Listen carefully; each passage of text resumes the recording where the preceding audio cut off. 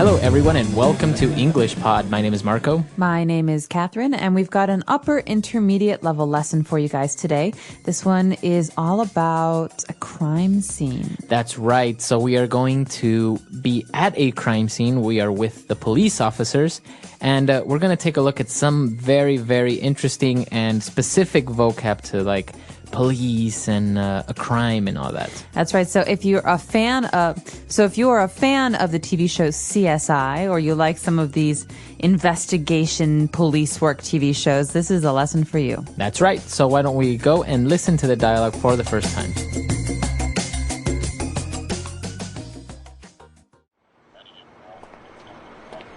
All right, Officer McGraw, give it to me straight. What are we looking at here? Detective McGee, we're glad to see you. We could sure use your expertise on this one. It's a break-in, but nothing seems to have been stolen. We received a call from the Bear family at around 10:30 this morning. They'd gone out for a walk before breakfast and came home to this mess. Broken chairs and porridge all over the place. Apparently, Mama Bear had made the porridge a little too hot, you see. They were waiting for it to cool down. Okay, then, let's start examining the evidence. Have the forensics team been in yet? Yes, sir. They found some fingerprints on the bowls and are analyzing them back at the lab as we speak. Hopefully they will be able to identify the burglar soon. Aha! What's this? A strand of golden hair. This is a very important piece of trace evidence, McGraw. It tells me the suspect has long golden hair, and very few men have long golden hair. So our criminal could be a woman. A woman? Was she working alone? Did she have an accomplice? An accomplice? No, McGraw. She was definitely working alone. See here, there are footprints in the porridge. Here on the floor, small footprints. This tells me that our suspect is small and could possibly be a child. A child? Surely not, sir. We must follow the clues, McGraw. The evidence doesn't lie. Now, let's reconstruct the crime. The suspect came in, sat in each chair, breaking the smallest one into little pieces. Next, the porridge. She obviously tried to eat it, and because it was so hot, she dropped it on the floor, making this mess. Interesting. These footprints seem to lead upstairs. McGraw, did your officers clear the scene? Well, there was no one down here. And maybe we forgot to check upstairs. Hey, what's with all the noise? I'm trying to sleep up here. There she is. Get her!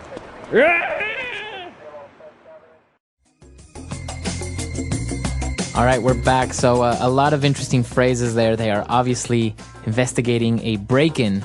Okay, a break-in, yeah. So someone broke into this family's house, so they have to investigate the evidence and some of the things that were left behind. So now why don't we take a look on language takeaway, some of the specific words they used. Language takeaway. All right, the first word that we have is forensics, the forensics team. Forensics team. So a forensics team is a team at a police department or police station that studies the things that are left behind after a crime. All right, so that team goes and collects the evidence. So you could look at hair or fingerprints or footprints, things like that. A forensics team is kind of like a team that puts together puzzle pieces, trying to figure out what the story was. So, as you said, the TV show CSI, the whole show revolves around, follows a group of forensic scientists who go to crime scenes and look at blood and different pieces of evidence that are left behind. Very cool. So one piece of evidence that a forensics team might look at is a fingerprint. That's right, a fingerprint. Or in the dialogue, we found fingerprints, the plural form. Okay, so for example, if you go to a police station because the police think that you have committed a crime, the police will take your fingerprints. That means they'll put your fingers into ink, and they will make you push your fingers onto a piece of paper to see what your fingers look like. That's right. So our fingerprints have a unique pattern. Everyone has different fingerprints. There are no two fingerprints alike in the world, right? Right. So it's kind of like a form of identification. Very good. That's right. So that is your fingerprint. So moving on, we talked about fingerprints now, the scientists who are investigating the crime scene, and they are talking about a very important piece of trace evidence. Okay, well, let's look first at the second word there. We've got the word evidence. So evidence is something that is usually physical, like a piece of clothing or hair, that can be used against someone when we're trying to prove that they have committed a crime. Right. So, for example, a weapon or fingerprints, all that is evidence. Okay, so Marco, what's the difference between evidence and trace evidence? Well, as you'd notice, you have the specific word there, trace. And to trace means to follow or To connect, maybe. to connect, right? So what you're doing here is you are taking this evidence to follow or connect the person that committed the crime. So, for example, fingerprints lets you know who committed the crime. Oh, okay.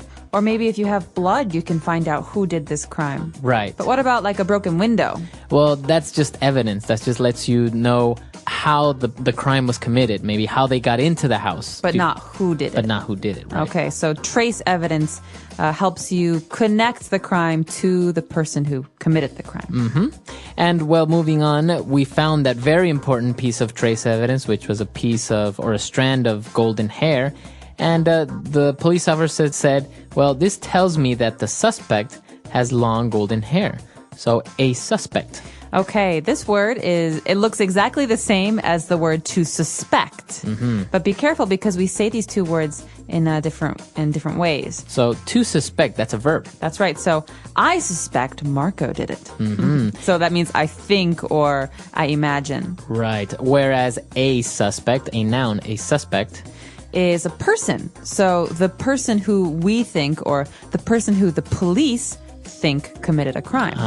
Okay. Okay, so for example, we're talking about some trace evidence like long blonde hair. That means the suspect is probably a woman and is probably blonde. Very good. And it's interesting that you use the verb to suspect and a suspect, all because you're not sure yet. So this person may have committed the crime or may not. That's right. So we have to wait until the trial. We have to wait until we prove this person is guilty before we can say that they actually committed the crime. Very good. Okay. And well, you have a suspect, and usually you also have somebody who is an accomplice to the crime or to the suspect. Okay, so a suspect, as we said, is a person. It's a noun. So is an accomplice. So accomplice is a suspect's helper. Right. So basically, if you're robbing a bank and I wait outside in the car, right, while you're robbing the bank, then I am an accomplice. That's right. And under most laws, you could be sentenced to jail. Right. So the accomplice usually doesn't commit the crime, right? You robbed the bank, but I just waited outside in the car to drive you out. So I didn't rob the bank. Right, but sometimes accomplices do also have guns and shoot people or Right. knives. So an accomplice is basically just the helper of the criminal, but they can get in trouble too. Right. So basically, it's a person that helps out and knows about the crime, but didn't tell the police about it. Right? Exactly. That's a really important aspect. Okay. So a lot of interesting words there, all related to crimes. Why don't we move on now to a couple of different phrases that we have prepared for you on Fluency Builder. Fluency Builder. Okay, I like this first phrase. It's a phrase you might hear a lot actually in police shows. Give it to me straight. Give it to me straight.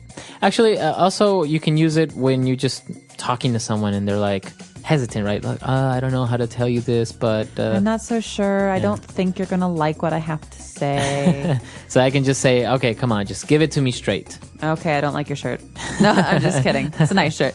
But what you're basically asking for is the person to say, be honest with me. Be direct. Be direct. Straight can mean both of those things. Honest or straightforward or quick. You don't want someone to go around and say lots of different things. So I guess, yeah, that does make sense. Give it to me straight maybe comes from straightforward. So to be straightforward is to not hesitate to just say something directly and honestly. Exactly. Okay, so moving on to our next phrase, McGraw is talking about the bowls, and he said, well, they are analyzing them back at the lab as we speak. As we speak. Okay, so this is actually a phrase that refers to time. So in this instance, what he's basically saying is right now. They're being analyzed right now or Okay. in this moment. So it's a way of indicating that something is happening at this very moment. Exactly. So I could say, did you know that the president is giving a speech as we speak? Okay, so that means the president is talking right now Exactly. as we speak. Okay, very good phrase. Now, moving on to our third phrase, Detective McGee was talking about reconstructing the crime. He said, let's reconstruct the crime. Okay, so I don't know if any of you watch these crime TV shows like Dexter or CSI. This is my favorite part Right. because they tell you exactly what they believe happened. So to reconstruct means to build again or to recreate, to create again. So basically they start at the beginning and they pretend to follow what happened during Right. the crime. So that's basically the verb to reconstruct, to rebuild, recreate. Okay, reconstruct the crime. Very good. And what about our last phrase? Okay, so our last phrase is, again, a very typical police phrase. You hear this a lot when there's been a crime or on TV when they're talking about the scene of the crime. That means the place where the crime happened. And the police say, we need to clear the scene. Or, did the officers clear the scene? So to clear means to empty out. Right, but they're not talking about emptying out the evidence or removing everything from the house. They're just saying to remove people, right? Right. Or obstructions. Exactly. And why is it that a police officer would want to make all the people go away? Well, because you don't want people stepping on the evidence or maybe putting their fingerprints all over the place. Right. So it's very important that the officers, the police officers, clear the scene so that they can start their investigation. Right. Very good. A lot of interesting phrases there. I think we should go back. Why don't we listen to the dialogue for the last time, and we'll come back and talk a little bit more about this really interesting topic.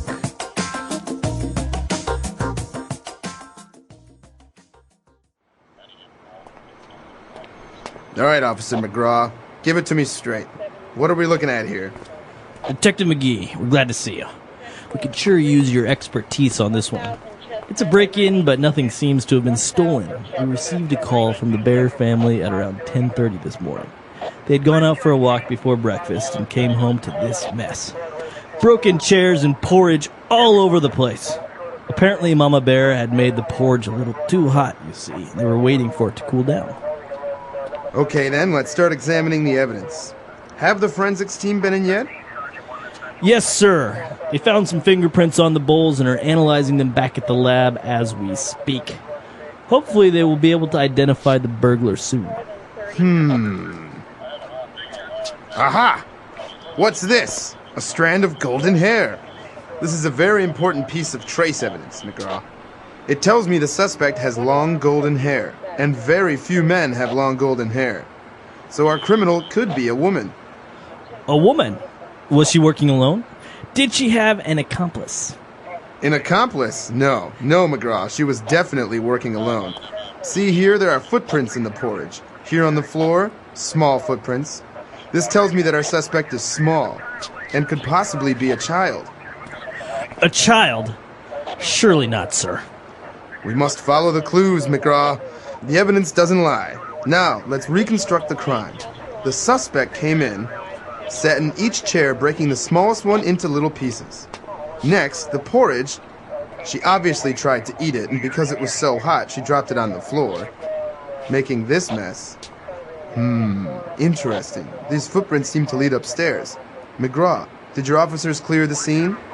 Well, there was no one down here. And maybe we forgot to check upstairs. Hey, what's with all the noise? I'm trying to sleep up here. There she is! Get her!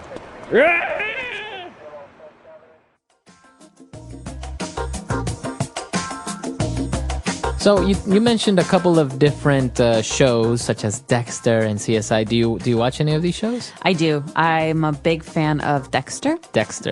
And Dexter, as you know, works at a police station in Miami, and his character is in forensics. He analyzes blood. Right. He's like a blood expert. Yes. But it's interesting because he is actually he commits crimes himself. So he uses his knowledge to help him to not get caught. Right, so he's both a criminal and he's a police officer. But he's kind of like a superhero criminal, right? Because he doesn't kill for fun or pleasure. He just takes out people who kind of deserve it, right? Yes, but he does kind of do it for pleasure because he's obsessed. He can't not kill. So instead of killing good people, he decides he will only ever kill bad people. It's a really good show. I've watched a couple of episodes, and it's very, very good. The same as CSI. There are a couple of different versions. There's CSI Miami, New York, and Las Vegas. But my favorite is Las Vegas. It's very, very good. And also Law and Order.